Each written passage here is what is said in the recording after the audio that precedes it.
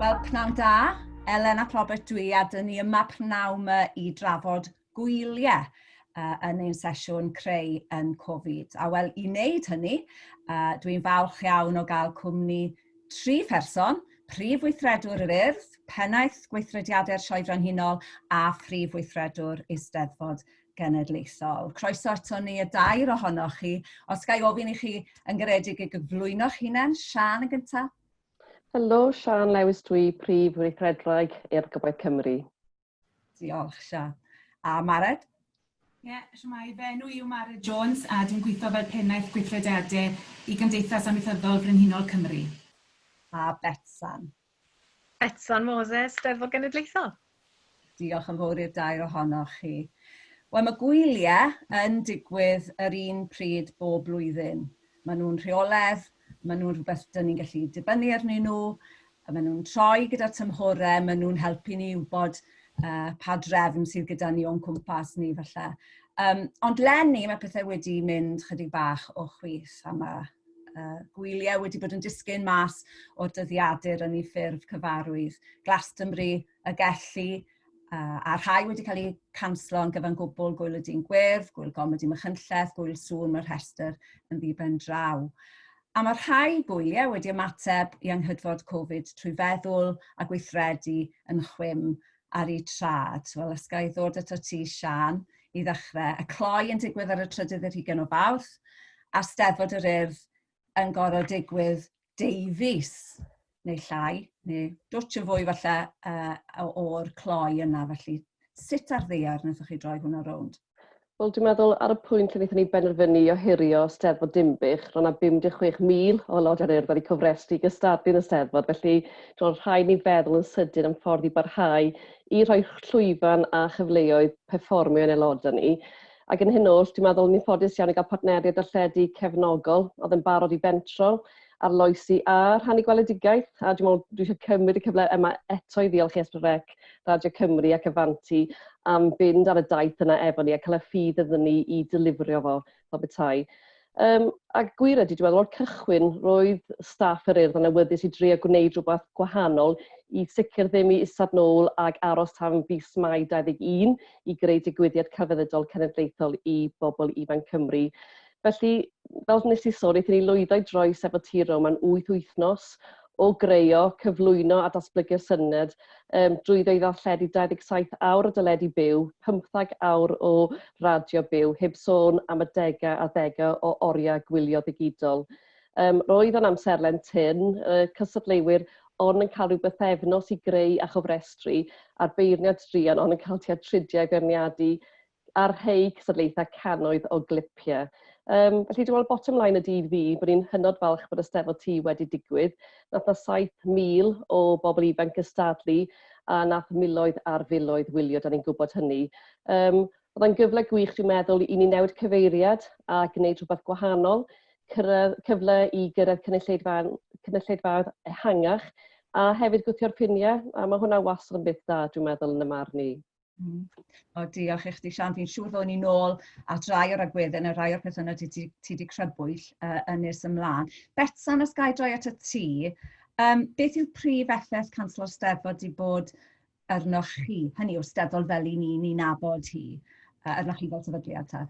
Dwi'n credu nes di nodi, mi ddoth y cloi ar y cyfnod gweitha, oherwydd mewn gwirionedd, dyna pryd mae gwyliau yn mynd i'r gwariad pennaf, dyna pryd mae cytundebau, dyna pryd i ni gyd yn edrych ar yr amser lenni o pryd mae pobl yn dod ar y maes i wireddu ac yn y blaen.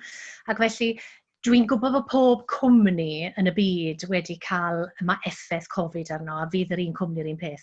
Ond yn gwyliau yn arbennig hynny, oherwydd wrth gwrs, i ni'n mor ddibynnol ar arian y gat a phob dim. Ac felly, bu'n rhaid i ni ohirio pam oedd na oblygiadau ariannol dychrynllyd. Felly, ar un llaw, mae'r bwrdd yn dweud, mae'r rhaid i ni ddiogelu pobl, mae'r rhaid i ni edrych, a hefyd mae'r rhaid i ni weddnewid fel i ni'n gweithredu gwyl dros nos. Nawr, fydde'r rhai yn dweud, dyle fod gwyliau yn edrych yn ddigidol ag yn fyw, eisoes, ond nid yna beth oedd realaeth gwyliau. Ac felly mi nath pob un ohono ni i orfod meistroli fel mae edrych yn wahanol, a wy'n credu mi ddath na rhywbeth o adfyd, daw gobeith, ond daw hefyd rhyw gyfle arbennig i ni, achos beth wnaethodd pob un ohono ni, wedi ni i orfod gallu trafod gyda cytundebau a phob dim a sicrhau bod ni'n gallu gohirio a cael y trafodaethau anodd ariannol na, a mae'r rhaid cael ei teyrnged, fel oedd Siân wedi, i'r partneriaid oll, achos mi oedd pawb yno fe da ni. Oedd pob un yn ymwybodol oedd na greisus, ond bod rhaid i ni i ddod o hyd i fodd i esblygu a datblygu. Ac felly, o wneud y trafodaethau anodd a darganfod ffyrdd i symud Steddfod Ceredigion ar gyfer 2021, mi oedd rhaid ni edrych, wel, be allwn ni wireddu leni, a dyna ble anwyd amgen. Ac mae'n anhygol wrth i ni feddwl, beth benderfynon ni oedd bod ni'n gallu creu'r arlwy, bydde fe'n amhosib i ni roi Steddfod digidol y cynnwys i da ni ar-lein mewn wythnos arferol, oherwydd bod ni gyd yn dwlu ar Zoom, a bellach mae Zoom yn rhan canolog o'n bywyd ni. Ond credu lle o'n i eistedd o flaen sgrin yn barhaus, yn diwe. Ac felly beth o'n i wedi edrych addodd, mi gewch i'r profiad eisteddfodol, ond ar hyd y daith i'r Steddfod arferol, ac yn wythnos Steddfod arferol ni, mi fydd gynnon ni, mi fydd na wyl amgen drwy Radio Cymru'n cychwyn y Steddfod, mae gynnon ni rhaglenni anhygol yn digwydd ar Esbyd gyda'r nos, ac mi fydd gynnon ni wyl digidol yr amgen wythnos y Steddfod. Ac felly i fi, wy'n credu beth mae Covid wedi golygu yn bod ni falle wedi gorfod gwireddu fel allwn ni edrych ar y gwahanol platfformau yma fel norm. Ac wy'n gobeithio wrth i ni symud mlaen, dos na ddim byd fel bod yng nghanol ca a cwrdd â ffrindiau a'r holl gymdeithasu, ond mi fydd na fodd hefyd i gynulleidfa newydd i ymuno'r Steddfod, oherwydd mynd â ffyrdd digidol yn bodoli law yn llaw, ac mi fydd e hefyd yn gynulleidfa rhyngwladol, oherwydd mae nifer yn dweud dwlen ni ddod y Steddfod yr wythnos, so mae yna oblygiadau ariannol. Felly mi gewch chi dwtio Steddfod fi'n gobeithio'r dyfodol, ble bynnag i'ch yn y byd. Ac felly fi dyna beth yw'r her i gychwyn, mi oedd e'n fedydd tân, ond nawr dwi'n credu o edrych yn strategol i'r dyfodol, beth fydd Steddfod fodern newydd. A wy'n credu mi fydd e'n Steddfod fyw mewn ca neu mewn dinas, ond bydd e hefyd yn ddigidol, ac mi bydd y profiad cystal, achos dyna be wy'n credu sy'n holl bwysig. A os i chi yn creu platfform newydd, mae rhaid bod fe'n brofiad cystal ar un i chi'n gwneud mewn ca, neu dyw e ddim yn deg i'ch cynulleidfa chi. Dwy nôl eto fod rhai o'r elfennau yna ti wedi crybwyll fyna. Mae'n gymaint i drafod yn y sesiwn yma, gweud y gwir. Dwi am symud i Mared, chi'n sôn am ga, mae'ch ca chi, Steddfod yr Urdd a'r Genedlaethol, yn newid bob blwyddyn wrth gwrs. Ond i'r Sioe Frenhinol, yr un yw'r lleoliad, dyw'r digwyddiadau'r cystadlaethau ddim yn digwydd yn yr un ffordd, yn yr un patch eleni wrth gwrs. Ond gawn ni droi yn golygon ychydig bach yn ehangach. Ddim dim ond rheini sy'n gystadlu sy'n cael ei effeithio nac i Mared. Wyt ti yn ymwneud ar ochr stondinau, ar busnesau. Rhodd arlun i ni o sgil effaith Cofid ar yr ochr yna o bethau? Ie, mae fe wedi cael, mae fe wedi effeithio yn syfrdanol dim jyst i'r gymdeithas ei hunan, ond mae'n knock-on effect ar bawb arall. I ni yn cyfrannu tua 40 miliwn tuat economi Cymru, a ond ni'n rhwng Eisteddfod yr Urdd a hefyd Eisteddfod Genedlaethol. Mi oedd gyda ni 2 ddigwyddiad, y gwyl tyddyn yn digwydd wythnos cyn Eisteddfod yr Urdd. Mi goffwn ni gohirio hwnni yn mis Mawrth, a hefyd y Sioe Frenhinol sydd yn digwydd yn Gorffennaf. Mae hwn wedi cael effaith mawr ar ein stondinwyr wrth cysylltu gyda nhw i gohirio. Mae'n amlwg oedd hi'n ddim yn rhwydd iawn i siarad yn nhw. Mi oedd nhw'n lot fawr o emosiwn. Achos maen nhw'n dibynnu ar y wyliau yma i creu incwm ar gyfer y flwyddyn. Felly, doedd ddim yn brofiad pleserus iawn i siarad gyda nhw. A ni jyst yn mawr o gobeithio, fydden ni'n gallu gwneud rhywbeth chymod erbyn y heriau neu'r flwyddyn nesaf, a bydd bobl yn gwario unwaith eto. Ond yn sicr hefyd, chymod, mae tref Llanelwedd wneud yn dda iawn mas o'r Sioe Frenhinol ar gwyl tyddyn a'r heriau. Mae'r gwely brecwast, mae'r tafarnau, mae siopau, Mae hefyd gwestai, chymod, yn Llandrindod, llawn dop, a mae'r cwmni arlwyo, mae nhw hyd yn oed lawr i Llanddefri yn llawn dop. Felly mae fe'n cael effaith mawr ar bawb, dim just ni. Chi'n siarad am y contractwyr, mae dyn ni contractwyr, mae dyn nhw contracts blynyddol. Di hwnna ddim yn mynd i bod yn rhwydd iawn i weithio nhw, stan nhw ddim gwaith eleni. A mae rhai yn nhw, chymod, ni mewn contract blynyddol, felly ni ddim wedi gallu goherio eleni, ni dal wedi goffod talu am rai bethau, felly mae'n anodd iawn. Mae hwnna'n anodd. Gwyd fi nawr, ti'n sôn am nifer o'r busnesau yma yn amlwg yn cael ei effeithio. Oeddi nhw wedi gallu addasu ffordd nhw o weithio, oeddi nhw wedi gallu mynd ar-lein efo rhai o'i nwyddau. Yn amlwg, dio ddim yn bosib i bob busnes, ond os na ymdrech ti bod yn fanna? Ie, fi'n credu bod yna balans i gael. Mae yna rai busnesau yn cael ein dioddau tu hwnt yn ystod y Covid. Mae yna rai busnesau eraill yn neud yn dda iawn. Chi'n siarad bwyty falle stondfinwyr rhai fel hot tubs. Mae nhw wedi bod yn neud yn dda iawn yn ystod y cyfnod yma.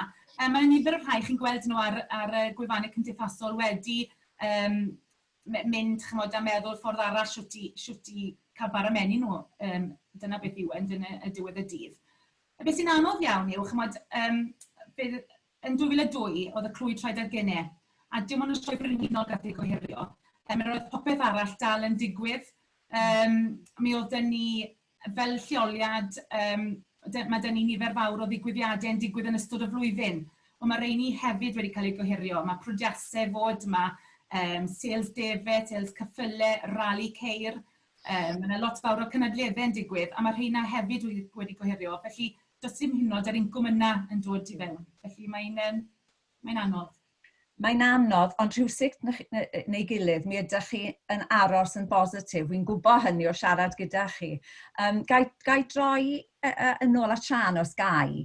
Oedden ni'n sôn am Eisteddfod T, ac yn amlwg fel mae'r mae yna lot o ddigwyddiadau eraill gyda chi ar y gweith drwy'r flwyddyn, a'r gwersylloedd a bob math o bethau ar draws spectrwm gweithgaredd yr Urdd. Ond un o'r pethau sydd yn haro i yn ystod y cyfnod yma ydy pŵer a arwyddocad neges y wyllus da'r Urdd. Yn ngoleuni'r hyn sydd yn mynd ymlaen o'n cwmpas ni. Fedri di ddeud mwy am y darn yna waith yn ystod y cyfnod? Ie, wel, dwi'n meddwl arwyddocad y neges eleni oedd fod y Llywodraeth Urdd yn syml yn galw'r y byd i stopio'r cloc ac ail ddechrau ac i ddeffro yn dilyn ar gyfwng Covid. Felly, wnaethon ni baratoi neges fel dyn ni'n neud gan ein pobl ifanc ni cyn hyn ac yn neges am ymweru merched ifanc oedd y neges i fod eleni a fod i gael ei lansio yn Efrog Newydd yn adeilad United Nations a gafodd hwnna i stopio ac yn gyflym iawn wrth lwc efo nifer iawn o bobl ifanc brwdfrydig wnaethon ni gallu ar-lein a ddasu'r neges ac y neges ond nhw eisiau i ddeud eleni oedd i stopio'r cloc ac i ail ddechrau. A dwi'n hynod falch o'r neges. Hwn eleni oedd y neges ucha o ran ei gyreiddiad yn y 98 mlynedd o hyrwyddo'r neges. Wnaethon ni gyrraedd 37 miliwn yn byd eang a erbyn ymateb gan dros 45 o wledydd. Mae'n bwriad, dwi'n meddwl, wrth i ni'n eli tuag at dathlu'n cant ni yn 2022 i godi cyrhaeddiad y neges ac i osod targedau uchelgeisiol. 2 flynedd yn ôl, oedd y neges i cyrraedd rhyw biliwn o bobl. Llynedd, i ni lansio'r neges yn Llundain mewn partneriaeth ag sefydliad ieuenctid yno, a wnaethon ni gyrraedd 5 miliwn, ac eleni, fel dwi'n newydd dweud, i cyrraedd 37 miliwn. Erbyn y cant, dwi'n hyderus efo'r brwdfrydiaeth gyda ni a'r cefnogaeth gyda ni, a fyddwn ni yn cyrraedd 100 miliwn o bobl yn gweld y neges yn byd eang, dros 100 o wledydd hefyd yn rhannu'r neges. Felly, mae o'n dechrau ennill tir, dwi'n meddwl mae rhaid i fod yn uchelgeisiol, mae o'n rhywbeth unigryw i Gymru, mae o'n neges yn cael ei hyrwyddo drwy'r iaith Gymraeg yn byd eang, siŵr o fod un o'r negesau'r marchnata mwyaf sydd yn digwydd o Gymru. A dwi'n falch iawn ohono fo, ac heddiw oedd yn pobl ifanc ni'n siarad efo'r gweinidog Eluned Morgan am eu profiadau nhw o greu'r neges ac i boddhad nhw bydd y neges di cyrraedd gymaint a platfform mor eang hefyd. A neges bwysig ganddyn nhw ar gyfer arweinwyr byd, ond ni'n gryndo ar y neges eto bore yma, mae'r byd wedi deffro nawr deffrwch chi. Yeah. Mae hwnna'n hynod o bwerus. Ydy, yn sicr. Ac wnaethon ni cael ymateb gan nifer o'r embassies hefyd, achos nath lythyr yn mynd i bob brif weinidog, a wnaethon ni ofyn nhw i ymateb ar gyfer y Summit G20, a gafon ni ymateb gael sawl gwlad, Canada, Argentina, Prydain yn rhai o'r heina. A dyn ni'n mynd i bwyso arnyn nhw i sicrhau bod nhw'n codi'n gofidio ni sydd yn cael ei rhoi gan pobl ifanc ni yng Nghymru a parhau hynny. A mae hwnna'n rhywbeth da ni rhyw ongl newydd da ni wedi wneud ar gyfer y neges o fynd a dechrau gofyn am atebolrwydd nôl gan pobl sydd yn gwneud y penderfyniadau enfawr yna o'r rhan cenedlaethau'r dyfodol heb gwrando ar eu lleisiau nhw fel unigolion. Diolch. Betsan, dwi'n droi at ti. Mae'r wyl gynnwch chi yn un sy'n symud yn flynyddol a hynny'n rhan o USP yr Eisteddfod Genedlaethol. Felly mae perthynas gyda'r gymuned i chi'n rhan ohoni mewn flwyddyn benodol yn hynod o bwysig yn diwe. Siwr ydych chi wedi gallu mynd â cymuned Tregaron gyda chi ar y siwrne amgen? Wel, yn rhyfedd mae amgen yn gymuned cenedlaethol, a mi'n credu bod yn bwysig pwysleisio hynny, oherwydd mi gaethon ni drafodaeth gyda pwyllgor gwaith Ceredigion, a beth o'n nhw'n dweud oedd mi fydd yn steddfod ni flwyddyn nesaf. Ac felly, bod nhw'n bwydo i fewn, fel mae cymunedau'r holl eisteddfodau fi yn bwydo i fewn, mae'r amgen yn steddfod genedlaethol os lici di. A beth sy'n hyfryd o ran amgen, mi gei di dy bwyllgorau gwaith cynt, presennol, y dyfodol yn rhan ohono fe, ond hefyd dy bartneriaid. A fel mae'r newydd dweud a Siân, pan wyt ti'n meddwl am gwyl, dyw e ddim yn rhywbeth unesig ar ben ei hun. Mae yna gymaint o bobl yn rhan yn bwydo'n i wireddu, nid jyst gwirfoddolwyr, ond hefyd partneriaid. Felly, beth sydd wedi bod yn hyfryd yw, wrth i ni drafod amgen, i ni'n trafod gyda'r rhai fydde yn rhan o gymdeithasau'n arferol, a maen nhw'n dweud mae'r rhaid, oherwydd dyna pryd i ni mesur berw'r byd yn y Steddfod, pan ni'n clywed drwy cymdeithasau. Felly mae'n bwysig bod ni'n gwneud hynny, bod na drafodaethau eitha cignoeth yn digwydd, oherwydd wrth gwrs mae'r byd yn newid, a mae'n bwysig bod llais bobl yn cael ei clywed yn y cyfnod yma. Fel mae'r bobl ifanc wedi gwneud yn y neges heddwch. Felly hefyd, ti'n gwybod, yn rhyfedd dwi'n trafod gyda Llangollen, a mae'r neges heddwch leni cyn bwysiced ag eriod, os nad yn bwysicach, o ran yr egwyddor na o gydweithio a phob dim. Ac i fi felly, wrth i ni drafod amgen, be ni'n edrych ar trafod gyda partneriaid, trafod hefyd gyda sefydliadau newydd sy'n dod ac yn dweud mae eisiau clywed yn llais ni, a mae yna ddeffro di bod dwi'n teimlo. Yn y cyfnod na, le mae pobl yn teimlo falle bod Llundain yn dominyddu y newyddion, ac o'r herwydd mae yna ddiffygion yn cyfathrebu'n digwydd, ac mae'n prif weinidog ni wedi gorfod dweud yn glir, di chi ddim yn siarad ar yn rhan ni. Ac yn yr un modd, mae yna gymunedau'n teimlo, mae gynnon ni lais a dylen ni fod yn ei ddefnyddio fe. Ac felly, a dyna fi'n credu pan bo amgen yn unigryw, achos pan wyt ti'n meddwl am Steddfod, mae gynno ti dygsadlu a mae'n greiddiol i'r Steddfod. Ond hefyd mae gynno ti'r holl isbafiliynau yma a maen nhw'n bwydo'r gwahanol ffurfiau'r gelfyddyd.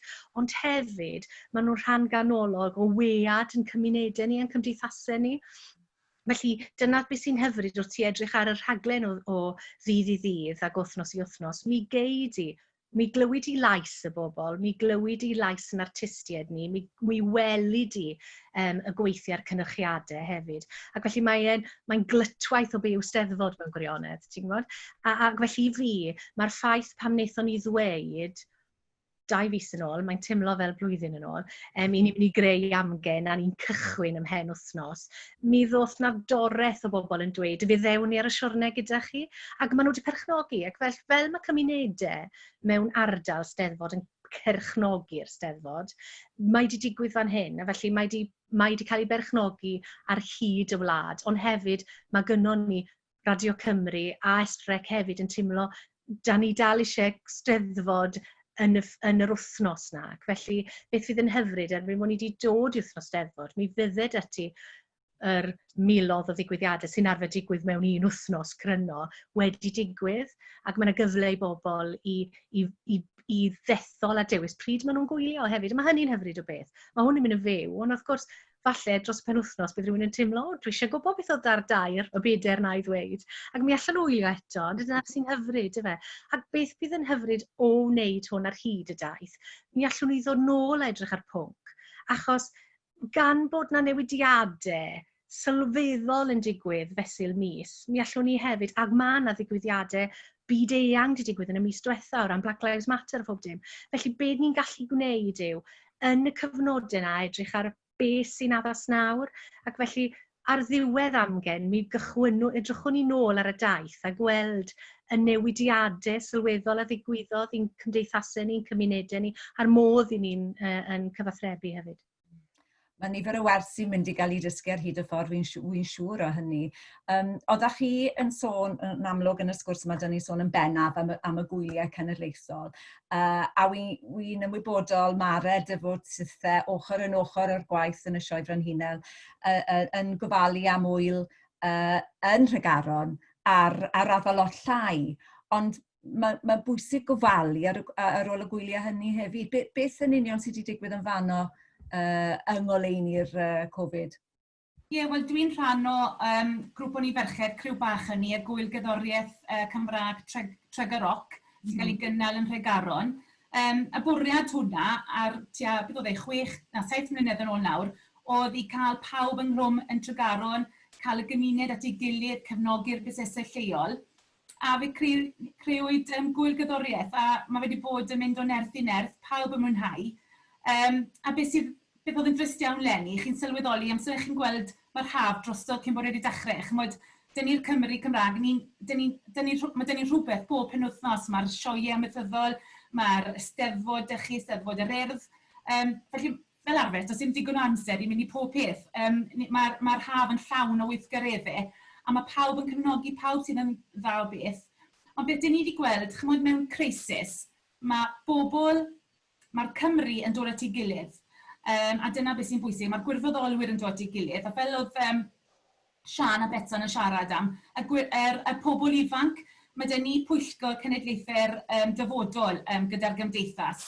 A maen nhw wedi dod ac yn fodloni i helpu i wneud unrhyw beth. Dyn ni wedi penderfynu ers dechrau'r mis bod ni'n mynd i creu sioe rhythwyr ar gyfer wythnos y sioe.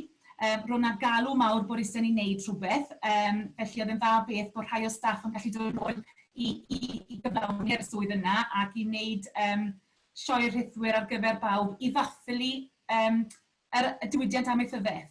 Fi'n credu bod yn bwysig iawn fel sioe bod ni yna, ni'n rhoi platfform i dathlu'r diwydiant, enwedig y dyddiau honni, ble mae bwyd wedi bod yn aprynu'n lleol. Ni hefyd yn moyn addysgu bobl ble mae'r bwyd yn dod o. Felly mae yna rhyw fath o fel nostalgia hefyd yn mynd i fod fel mynd i gallu rhannu lluniau. A eto, chi'n gweithio gyda partneriaid y draws Cymru, partneriaid fel cyswllt ffermio, ffermwyr ifanc, NFU, Undeb Amaethwyr Cymru. Mae pawb wedi dod at ei gilydd a Hyblyg i Cymru i helpu ni greu sioe ar gyfer yr wythnos. A hefyd, chymod eich partneriaid fel S4C, Telesgop, Radio Cymru a Boom Cymru. Yn hynod o dda, mae pawb wedi dod at ei gilydd ac yn moyn i rhywbeth i ddigwydd. Mae'n rhoi balchder mawr i chi bod pawb yn teimlo yr un balchder ar gyfer y digwyddiad a chi'n teimlo, chymod? Mae'n dod ar gorau mas mewn pobl, mae'n ymddangos yn diwa. Un o'r pethau dwi wedi sylwi o wrando arnoch chi, ond hefyd mewn sgwrsiau eraill, ydy y ffordd mae sefydliadau wedi gorfod dod at ei gilydd i gydweithio. Os ydych chi'n ystyried nawr yr Urdd a'r Genedlaethol, pa ddulliau newydd o gydweithio neu glosio ran gydweithio mae'r cyfnod yma wedi arwain atyn nhw, byddech chi'n gweud? O ran yr adnoddau, enghraifft, chi'n gwybod? Ie, dwi'n meddwl, sori Betsan, cadi gyntaf. Na, gwedi. Wel, dwi'n meddwl, dwi a Betsan wedi cael ambell i paned y goffi i trafod hyn ers i'r ddwy yn ei gymryd yr rôl o brif weithredwyr y sefydliadau yma. Dwi'n meddwl yn sicr mae yna gyfle i ni gydweithio ar elfennau technegol, fel wyt ti wedi sôn, a cael y gwerth gorau gyllid. Ond hefyd, dwi'n meddwl, bod yna gyfle i ni gydweithio ar elfennau creadigol i'r dyfodol, manteisio ar sgiliau gwerthfawr, gallu a creadigwydd staff y ddwy sefydliad genedlaethol a'r Urdd, mwyn bod ni'n gallu creu syniadau a gwasanaethau newydd ac hyd yn oed weld lle mae'na bod i ni blethu mewn i'n gilydd. Dwi'n meddwl bod ni hefyd yn ddwy brand neu'n ddau brand cryf yng Nghymru a thu hwnt. Ac mae o bach o cliché, ond dwi'n meddwl gyda'n gilydd byddwn ni'n gallu bod yn gryfach a bod angen i ni, wrth symud ymlaen, dechrau manteisio'r hyn, manteisio i gyrraedd cynulleidfaoedd newydd, achos mae'n holl bwysig bod ni ddim yn apelio i'r un.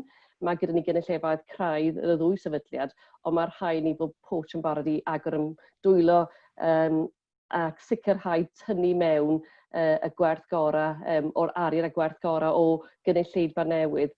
Ac hyrwyddo gwerth celfyddydau Cymraeg, nid yn unig i Gymru, ond tu hwnt i Gymru, a dangos bod gyda ni brand cryf a gwerth iddo fo. Ie, sicr. A dwi hefyd yn credu bod yna ddyletswydd arno ni fel gwyliau ar hyd Cymru i gael y drafodaeth o be allwn ni gydweithio arno, beth allwn ni rannu. Ni eisoes yn sarad y Mae'r, Steve hefyd, ac yn yr un modd gyda Llangollen. I ni gyd yn unigryw, ond mae yna bethau'n gyffredin gyda ni, ac os newn ni weithio fel ar y cyd, mae yna potensial i ni raberdion ariannol, ond hefyd i allu gwireddu rhai prosiectau sy'n llawer yn hwy fydde falle yn amhosib yn unigol yn gyda'n gilydd. Felly, wy'n credu oedd e'n gadarnhaol iawn pam nath yn gweinidog ni ddweud bod y gwyliau yn rhywbeth arobrin oedd gan y Cymru, oedd yn unigryw, ac mae gynnon ni wyliau. Pam wyt ti'n edrych ar jyst yr gwyliau sy'n yma heddi? Mae'n anhygol, mae gynnon ni'r wyl gelfyddydol ddiwylliannol fwyaf yn Ewrop, mae gynnon ni'r wyl amaethyddol fwyaf, mae gynnon ni'r wyl ieuenctid fwyaf, ac ni weithio'n anghofio hynny oherwydd i ni'n cymryd nhw mor ganiataol.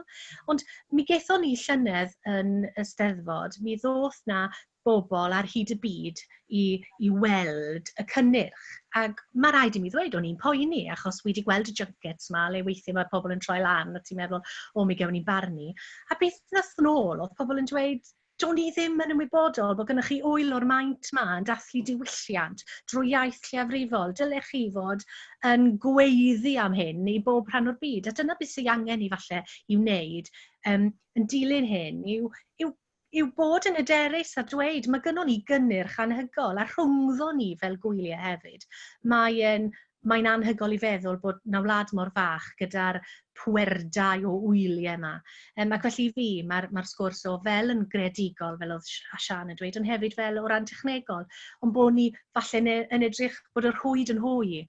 Pwy'r gwyliau eraill allai fod ar y daith mae da ni. Ond dwi'n meddwl sy'n bwysig hefyd ydy, da ni wedi dysgu drwy'r platfform ddigidol nawr, bod modd falle i'r dyfodol yn sicr efo'r Urdd, bod yn wyl mewn cae, ond bod yna elfen ddigidol pob o nawr mae'n mynd i fod yn rhan o wyl yr Urdd ar Eisteddfod. Ac o'n i'n gwrando ac yn siarad efo trefnwyr tafwyl penwythnos yma, ac yn llongyfarch nhw am y cynnwys wnaethon nhw greu, a be oedd yn ddiddorol, oedd un o'r staff yn deud bod eu stat yn dangos bod yna bobl ar draws y byd wedi galw mewn i wylio tafwyl eleni. A mae hwnna'n anhygoel, achos dyma be mae'r proses ddigidol mynd i gallu dangos ni. Da ni'n mynd i gallu hyrwyddo'n gwerth. Ac bod yna bobl ar cynulleidfaoedd ehangach yna mynd i gallu gweld y cynnwys oherwydd bydda yn siarad bod yn hob gwyl o nawr maen. Bydd yna blatfformau llawer mwy amlwg ddigidol o'r rhan ohonyn nhw. Mae'r amser yn curo ni. Dwi am droi at Mae'r am un sylw i orffen, os gai, rhoi cwbl o eiliadau i chdi, roi chdi ar y spot fan hyn nawr. O edrych ymlaen i'r dyfodol, be byddai ti'n gobeithio ar gyfer y Sioe Frenhinol? Be fydd yr un cam byddwch chi wedi dysgu allan o'r profiad eleni, ond byddwch chi yn rhoi ar drod y flwyddyn nesaf neu'r flwyddyn wedyn gwell ymgoleuni beth sydd wedi digwydd? Ie, wel, mawr o weithio bydd ni sioe y flwyddyn nesaf, so croesi popeth da ni. Mae fe mynd i fod fi'n credu bod rhaid ni edrych fewn ar ffynonellau eraill, sŵt gallwn ni falle arbed arian, falle bod ni edrych gyda gwyliau eraill, sŵt i falle arbed arian o ran contractwyr, achos mae yna gost aruthrol yn digwydd gyda hynny. Hefyd yn edrych ar y ffordd digidol, mae yna lot o gyfarfodydd, llwyth o gyfarfodydd, achos ni'n dibynnu ar y gwirfoddolwyr, ni'n fudiad democrataidd. Felly, mae yna modd falle i fynd yn fwy ddigidol, cynnal cyfarfodydd trwy'r Zoom neu'r Microsoft Teams. Mae hwnna'n mynd i fod yn arbed lot o amser ac arian i bawb. Enwedig gyda'r cenedlaeth ifanc yn dod lan. Does dan oedd yn gymaint o amser, falle mae pawb lot fwy busy, Falle mwyn cael fwy o bobl i gyfrannu, mi fydd hynny yn platfform greu defnyddio yn y dyfodol. Wel, os oes un peth i ni wedi dysgu yng ngoleuni Covid, cydweithio a phwysigrwydd cydweithio yw hwnna, fel llinyn drwy'r sgwrs heddi. Wel, gai ddiolch yn fawr i'r dair ohonoch chi, Betsan, Mae'r a Siân, am gyfrannu ac am rannu hefo ni y prynawn yma. Na i ddyfynnu o neges ewyllus da ieuenctid Cymru i orffen os gai. Gyda'n gilydd, gallwn greu dyfodol gwell. Clywch, clywch. Pob hwyl.